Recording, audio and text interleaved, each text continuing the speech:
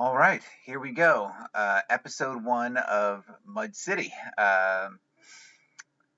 So my series on, uncovering Baltimore's mud flood past. I figure what better place to start than with Baltimore's Star Fort. You know, I, until recently, I never really understood what star forts were, and if you want more information on star forts, I highly recommend. There are lots of great channels out there. Colin Gibney's is I know his name, so it's an easy channel to remember. You definitely want to check out his work. I definitely have lots of questions for him about Fort McHenry here. So, paging Colin Gibney, you have a telephone call. Anyway, so before I get too distracted, let's move on from this. All right. So the history of Fort McHenry here, many of you know, I mean, not many, but some of you may know that this is the fort that Francis Scott Key wrote the Star Spangled Banner about. But I just wanted to kind of, this isn't a history lesson here for that. This is something else. And so Fort McHenry was built on the site of the former Fort Whetstone, which had defended Baltimore from 1776 to 1797. Fort Whetstone stood on Whetstone Point, which is today's Locust Point. Okay, it's just the Frenchman Jean, I'm going to say Fontaine, because I like to say weird French things, designed the fort in 1798, and it was built between 1798 and 1800. The fort's purpose was to improve the defenses of the increasingly important port of Baltimore. All right, so they say it was built on the site of Fort Whetstone, which served from 1776 to so almost 22, 23 years or whatever that is. 21 years, I don't know. And then they fortified it, and it became the Fort McHenry that we know today. So, continuing my research as I'm just trying to get basic stuff to go by. I check out the Port of Baltimore and what it says about, Fort McHenry's importance. They did say it was built to defend the Port of Baltimore. And it says it was that in 1608 Captain John Smith traveled to the area up Chesapeake Bay into the Susquehanna River and into the Patapsco River. It was English royal and proprietary land grants from 1661 were combined in 1702 by James Carroll.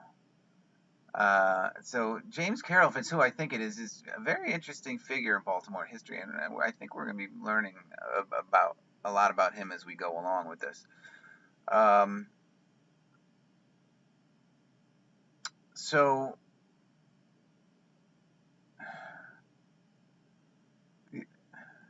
it was designed to protect the tobacco trade, and I'm sure it had some military uses as well. And it says in 1776, local citizenry erected earthworks for port defense during the American Revolutionary War, known as Fort Whetstone. These port fortifications were replaced beginning in 1789. In addition, Fort McHenry was expanded and reconstructed with brick and stone in a star fort shape.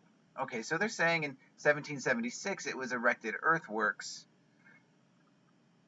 And then the Star Fort part came later, right? They did that before the War of 1812. So I just wanted to, I have this map I want to show, and this is Baltimore in 1792, which is, just a few years before they claim to have done, refortified this as a star fort, and there was just earthenworks before that built in 1776. So this is the peninsula here. This is today's Locust Point, which would have been Whetstone Point then. And there's the star fort, clear as day. And if you look really closely, it even has that extra arrow, that head, if you will, on it. And this line here, it kind of looks like a river or whatever, that's Fort Avenue, which the whole intention of this video is going to be to me chronicle, the mud flood evidence I see along Fort Avenue, and it's, gotten away from me and turned into an expose of Fort McHenry here. So I just wanted to show you that in that time, there's nothing here. They say that in 1776, the citizenry of Baltimore built it as defense for, this is what really kind of represented Baltimore in the era. And I should have pulled it up, but I did look up the population. The population of Baltimore, if I'm not mistaken, in 1790 was something like 14,000 people. So, and this is actually a pretty big area of the city for 14,000 people. I mean, and there's a lot of buildings in here too. So, again, I have something further I wanted to do with maps that I'm going to be doing soon. But I just wanted to show in that time frame, between 1776, when they say it was just earthworks, and 1798, when they fortified it into the star shape. It was already there as a star shape. So they kind of muddy it there. Although I'm sure there are other references to it being a star shape before. So I was like, okay, let's use Google Earth to take a look at Fort McHenry here. Oh wait, I'm forgetting a key aspect here. Okay.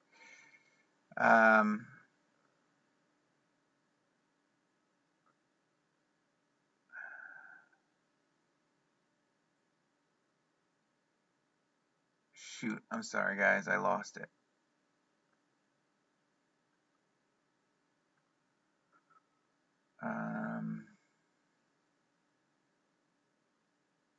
Maybe it's on the Port of Baltimore site.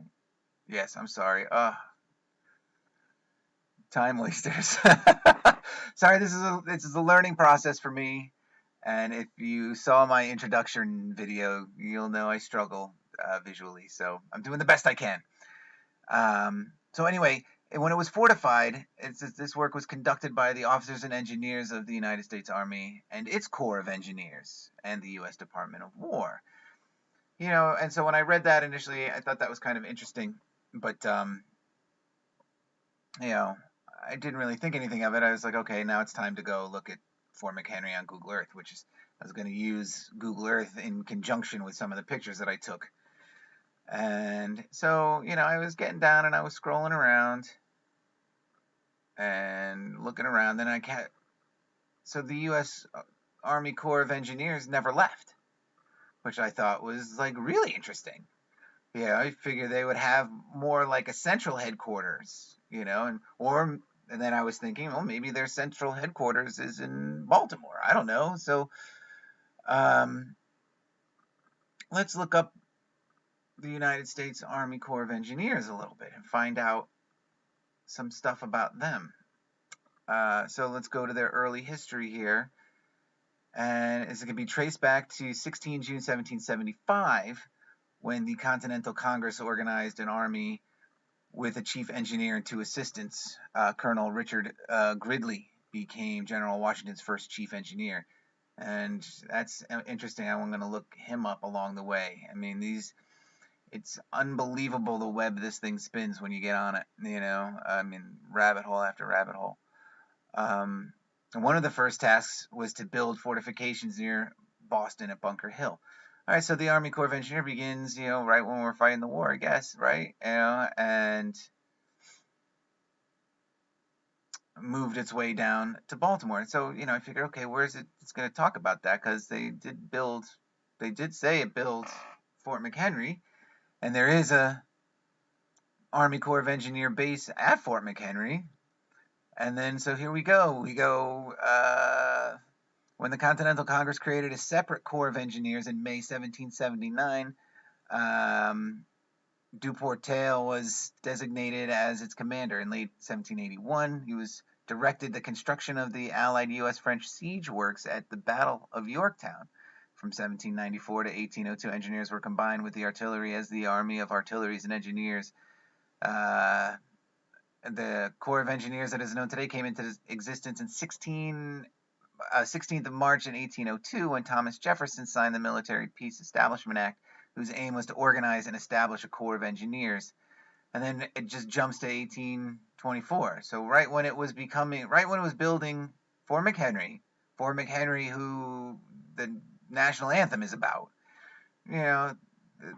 Fort McHenry, where there is actually a base of the Army Corps of Engineers.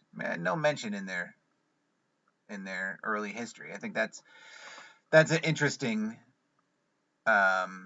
bit. So then let's check out the Army Corps of Engineers a bit further, and then look at the picture of this banner. Does this scream mud flood to anyone else but me? I mean, look at that thing. And this is water. I guess this is a boat coming up there. I can't even tell. It kind of faded away into nothing. But that picture really jumped out at me right away. I was like, what? Look at that.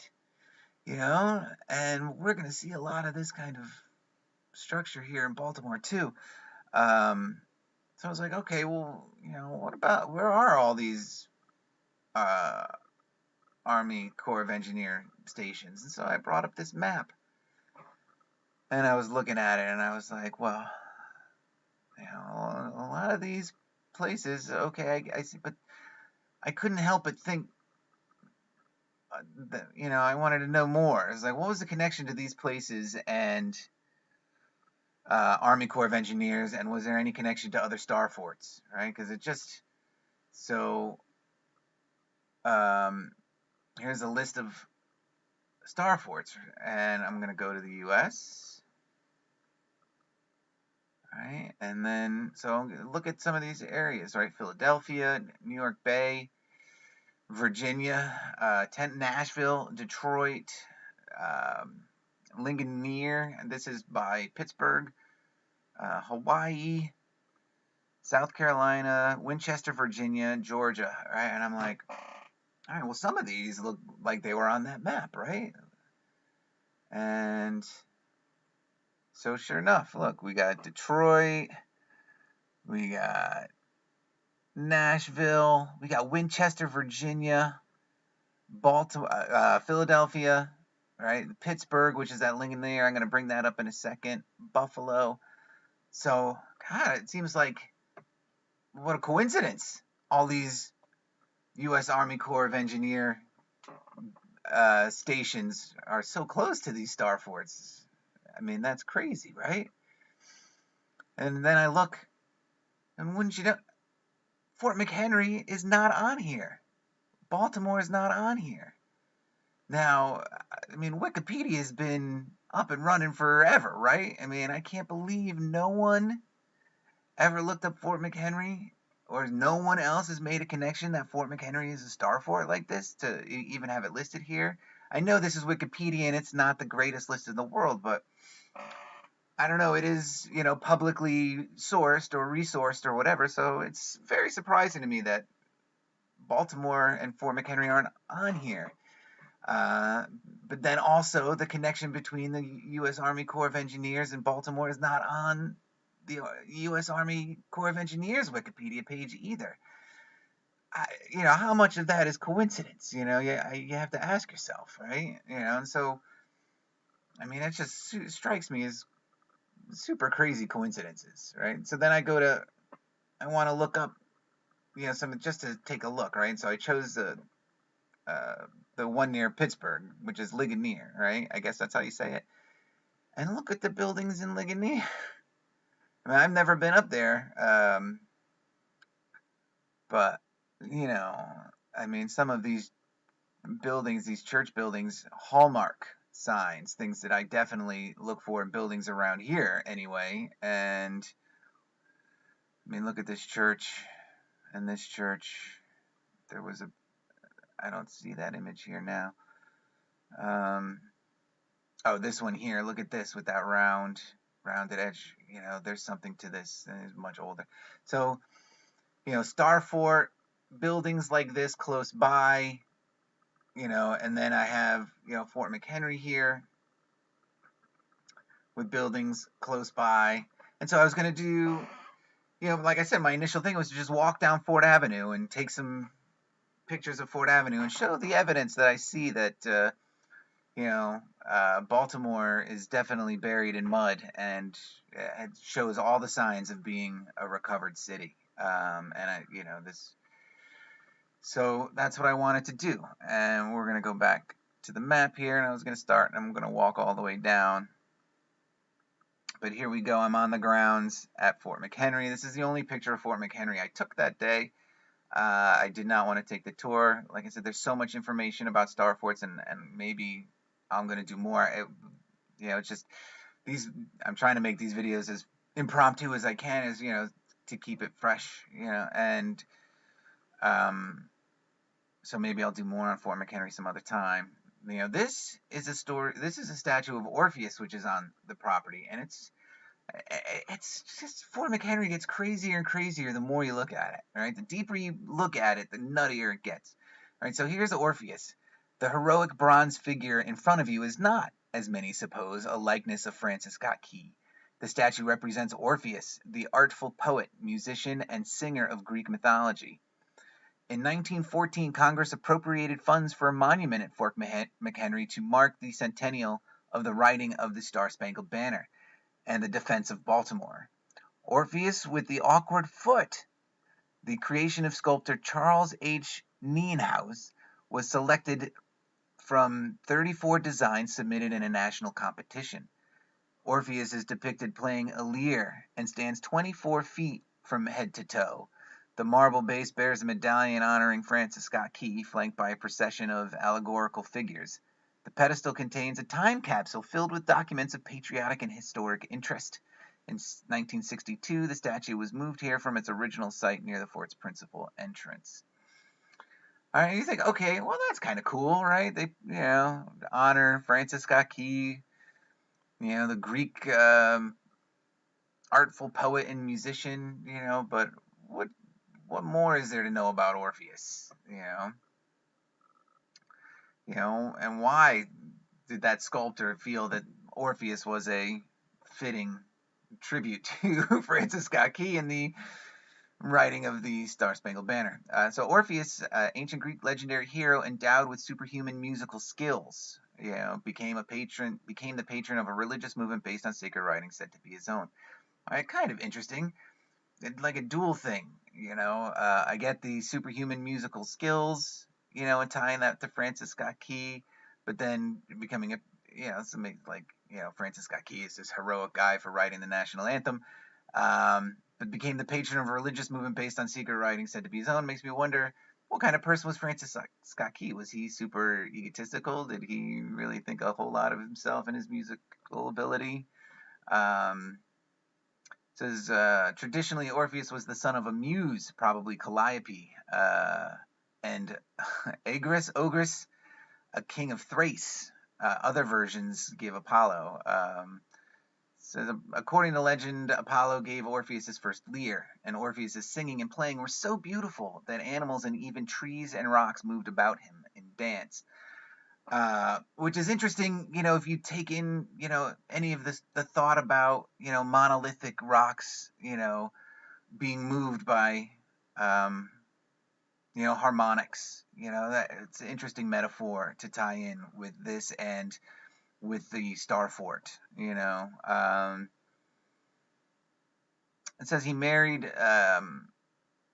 Eurydice, who was killed by a snake bite. He was so sad over that he went down into Hades, and his music charmed the ferryman and the dog Cerberus, and even moved King Hades to a level where he was allowed Eurydice to go back with him. And upon leaving the land of the dead, he said, there was a condition, if you're going to leave.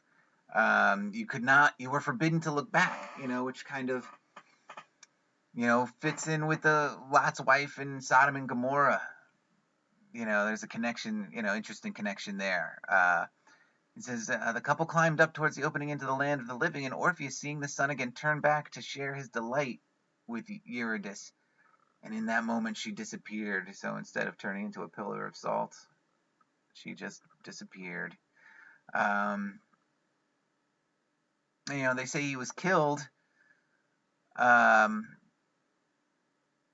by the women of Thrace. The motive and manner of his death vary in different accounts, but the earliest known says that Dionysus urged the women of Thrace, I don't even, Maenads, to tear him to pieces in a Bacchic orgy because he preferred the worship of the rival god Apollo. His head still singing with his lyre. I mean, I don't know how his head holds his lyre, but they were singing and they were floating to Lesbos, where an oracle of Orpheus was established. The head prophesied until the oracle became more famous than that of Apollo at Delphi, at which time Apollo himself bade the oracle to stop. The dismembered limbs of Orpheus were gathered up and buried by the Muses. His lyre is placed in the heavens as a constellation. Interesting sort of dismemberment connection now between Orpheus here and then in the other video, the brewery one about King Gambrinus and his connections to Osiris, who was dismembered, weird dismemberment connections in Baltimore. I did want to go over, this is a mystery religion based on the teachings and songs of Orpheus is thought to have eventually arisen in ancient Greece, although no coherent description of such a religion can be constructed from historical evidence. Most scholars agree that by the 5th century BC, there was at least an Orphic movement with traveling priests who offered teachings and initiations based on a body of legends and doctrine said to have been founded by Orpheus. It says part of the Orphic ritual is thought to have involved the mimed or actual dismemberment of an individual representing the god Dionysus, who was then seen to be reborn. Orphic eschatology laid great stress on rewards and punishment after bodily death, the soul then being freed to achieve its true life. So very interesting, mythological history behind this statue that, they decided to have erected at Fort McHenry of all places. And, you have to sort of really squint to see, on the, how on the surface that makes sense. Only when you look deep and, oh my God, the connections that can be made. It boggles the mind, how deep it can go, and that I think there's more to this, music connection, or certainly maybe not music, but harmonics, in the churches and in these buildings and maybe the star forts, and this is metaphorically pointing it out to us right in plain sight. The statue is right there. Some of these buildings, these churches are still standing, and I don't know, maybe it's just me, so anyway, again, this is how, oh my God, this is how, the rabbit hole works. I think I'm going to do, just some fun pictures around Locust Point, and it becomes this. All right, so now this is the only other really old building that I saw walking around that was on the grounds, right? And they call this the magazine, and they stored gunpowder in there. A little description of it here, and that this is the fence. So here's the front, here's the door to that fence, right? And you can see it's been dug out a little bit, and it was locked. I tried to open it. But being fenced in, you couldn't really see this building at all. But I did think it was curious that there was this layer here, of mud staining, and at the time I wasn't really paying that close attention to it, but it does go all the way to the door here where they dug it out, and even above on the other side. So maybe, though, this could be more recent flooding. I don't know. It is on a peninsula. It is right near the water. But I'm just very curious, that layer would be there like that, This is the first building when you leave Fort McHenry, or perhaps, it's the last building you see when you go into Fort McHenry. On other maps I have, like I said, I am going to be doing a map thing, soon. a plan is trying to come together in my head about Baltimore. But anyway, so they list a hospital building out just out on the grounds, and it makes sense that this is that hospital building that we'll see on the maps. And you can see, definitely this portion was dug out, and that there were windows under here. And so assuming if you went across, there would be windows over here. It definitely has an old enough look to it to me, and it's the uniformity of the windows and the patterns, really strike me as a building that, that needs to be paid attention to a little bit. One thing I've noticed, been paying a lot of attention to recently, is doors, and I have more to say about doors in a video I'll do about row homes. But excuse me, I don't remember whose video it was. Maybe it was, I don't know. I don't want to say just in case I screw it up. But somebody was talking about how, like in ancient Egypt, there were big doors right next to little doors. So big doors for big people, little doors for little people. And that, ever since I heard that, it's kind of stuck with me. And I've been applying that when I see doorways in Baltimore now. And all I'm seeing is much bigger doorways that had to be modified to fit today's human. Everything is made smaller. I don't know if there was another purpose why this door was as wide as it is, but I definitely am paying attention to this, and I see this often. Big doorways made small, especially on churches, and so eventually we'll get to some of that. This is the side of the building. There was a fence here. I just stuck my hand through with my phone and took that picture. It doesn't really show the slope that well. This is the other front, and this is the slope. This is the other side of the building, and the slope goes down. You can clearly see, the windows go straight across, and the building keeps going down, right? Yeah, so that's where I'm going to end this one. I'm going to have to do 2 parts and do the walking tour of Locust Point and Ford Avenue another time. But so this is essentially what I'll call the end of Fort McHenry, and what little evidence could be seen outside, for mud flood. Sorry that this is a little chaotic, as I think I said earlier. There's a learning curve here for me, and as I go, I hope to get a lot better. Thanks for watching. I hope you enjoyed this video. And please, if you have any ideas or anything to say or add or detract, please comment.